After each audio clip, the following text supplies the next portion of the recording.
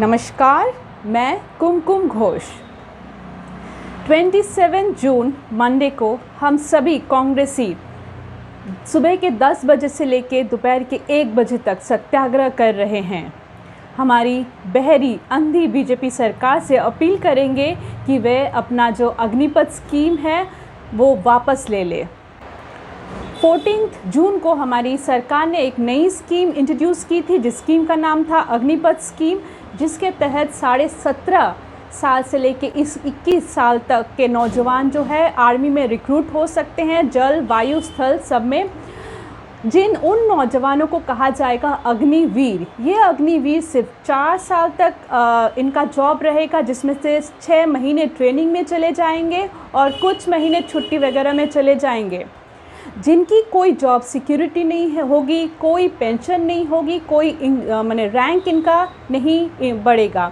ये सिर्फ lower rank के लिए रहेगा, जैसे सिपाही, लांस नायक, इन टाइप के जो रैंक है, लोअर रैंक जो आर्मी में होते हैं, उनके लिए सिर्फ रहेगा। आर्मी का जॉब सबसे रेस्पेक्टफुल जॉब होता है। हमारे भारत में बहुत सारे युवक हैं, पर सारे युवक लेकिन आर्मी में नहीं जाते।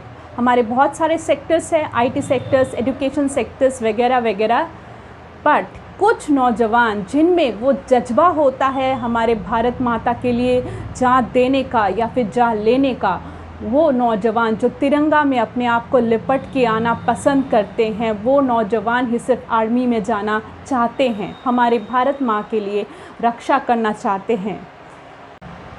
जिस देश की नेबरिंग कंट्री चाइना या पाकिस्तान जैसी कंट्री हो, वहाँ की सैनिक को कितना मजबूत होना बहुत ज़रूरी है, ये हम सभी को पता है। लेकिन हमारी सरकार क्या कर रही है, सैनिकों की जो बजट है उसमें से पैसा काट रही है। 2 से 3 हज़ार सैनिकों की पोस्ट खाली है, लेकिन वो भर्ती नहीं लेना चाहती। क्यों लेना नहीं चाहती?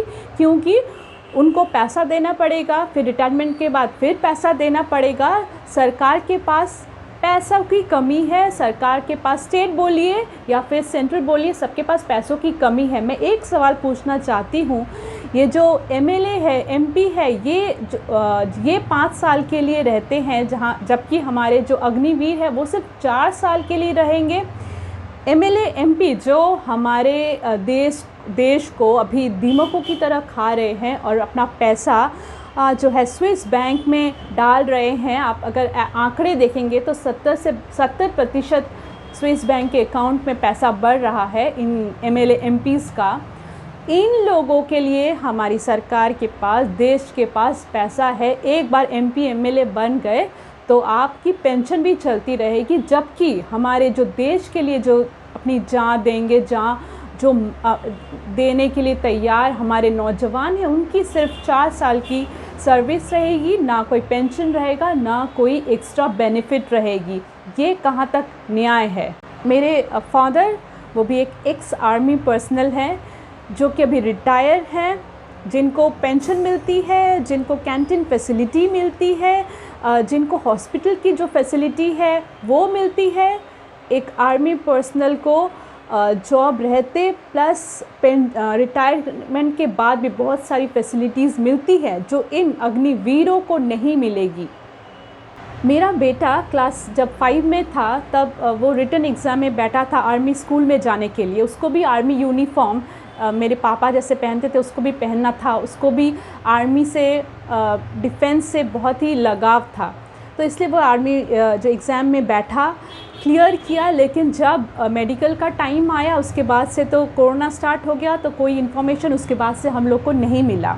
सो अभी तक वो चैप्टर बंद है। तो आप समझ सकते हैं कि छोटे छोटे जो बच्चे हैं वो भी यूनिफॉर्म देख के, कि मेरे पापा ने यूनिफॉर्म पहना था या फिर मेरे दादाजी ने यूनिफॉर्म पहना था या फिर मूवी में वो जो हीरो था उसने वो यूनिफॉर्म पहना था सेना का, तो मुझे भी वो यूनिफॉर्म पहनना है। तो बच्चों में भी वो आ जाता है कि मुझे भी बड़े होकर डिफेंस में जाना है। आपको समझना चाहिए कि हमारे जो नौजवान हैं, नौजवानों में इतनी हिंसा, इतना वो एग्रेसिव, इतने गुस्से में क्यों है? क्योंकि आपने उनकी जो सपना है, जो पूरा सपने को तोड़ दिया है। ये सपना ये जो नौजवान है ये 1 साल 2 साल से नहीं देखते हैं, ये बचपन से देखते हैं कि हमको बड़े होके हमको सेना में जाना है, हमको हमारे देश के लिए कुछ करके दिखाना है, हमको यूनिफॉर्म पहनना है। ये बात आप चेयर में बैठ के नहीं समझ सकते। उसके लिए आपको भी एक सैनिक होना बहुत ज़रूरी है। मेरे पास यूनिफॉर्म नहीं है बट मैं भी एक सैनिक हूँ। ये सुनने में आ रहा है कि 4 साल के बाद इन सैनिकों को बड़े बड़े भारत के जो पूंजीपति हैं, उद्योगपति हैं, उनको सौंप दिया जाएगा उनकी पर्सनल सिक्योरिटी के लिए या फिर उनकी फैमिली के सिक्योरिटी के लिए। ये कहाँ तक जायज़ है? जो नौजवान अपनी जान देना चाहता है, जान हथेली पे लेके आया है भारत माँ के लिए, उन नौजवानों को आप इन उद्योगपति व्यापारियों को एक तरह से बेच रहे हैं, उनकी जो फीलिंग्स हैं उनसे खेल रहे हैं। इससे बड़ी गाली उनको और कोई नहीं हो सकती। मैं सभी नौजवानों से, सभी भाइयों से अनुरोध करती हूँ, शांति बनाए रखें, हमारी देश की प्रॉपर्टी को नष्ट ना करें। आप जो बस ट्रेन जला रहे हैं वो हमारी देश की प्रॉपर्टी है। मैं समझ सकती हूँ आपकी भावनाओं को, क्योंकि मैं भी एक आर्मी वाले की बेटी हूँ। मैं गर्व करती हूँ कि मेरे पापा आर्मी में थे, तो मैं आपका दर्द, आपका वो फीलिंग्स समझ सकती हूँ। शायद पूरा नहीं समझ सकती पर कुछ तो ज़रूर समझ सकती हूँ। आइए सब मिलके दिल्ली में आइए, झंडा लेके सत्याग्रह कीजिए। जैसे ठीक हमारे कृषक भाइयों ने सत्याग्रह किया था, ठीक उसी प्रकार आइए सब मिलके सत्याग्रह करते हैं और हमारी बहरी अंधी बीजेपी सरकार को मजबूर कर देते हैं कि वो ये जो अग्निपथ स्कीम है वापस ले ले। 1 साल तक कृषक दिल्ली की सड़कों पे, हमारे कृषक भाई प्रोटेस्ट करते रहे। 700 से ज़्यादा कृषक शहीद हो गए। उसके बाद हमारी अंधी बहरी बीजेपी सरकार मजबूर हो गई या मजबूर कर दिया गया कृषि कानून वापस लेने के लिए। मैं सरकार से फिर से अनुरोध करना चाहूँगी कि देर ना करे, हमारे देश को ऐसे जलते हुए ना छोड़ दे। जैसे हमारे 700 कृषक भाई शहीद हुए थे, उस तरह से हमारा कोई भी नौजवान शहीद नहीं होना चाहिए।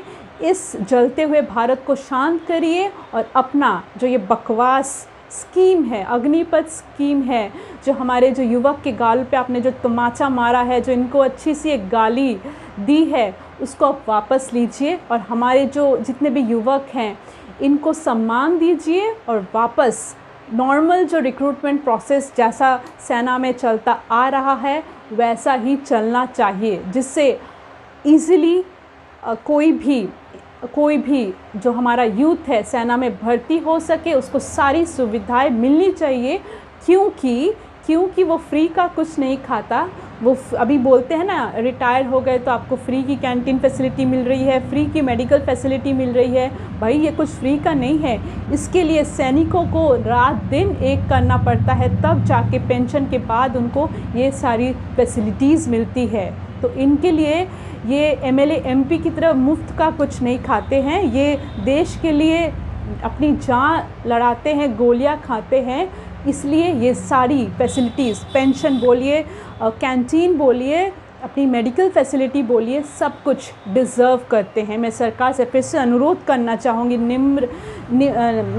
बहुत अनुरोध के साथ, रिक्वेस्ट के साथ यही बोलना चाहूँगी कि आपकी जो ये बकवास स्कीम है, अग्निपथ स्कीम, वापस ले लीजिए। हमारे देश को जलने से बचा लीजिए। नमस्कार, जय हिंद, वंदे मातरम।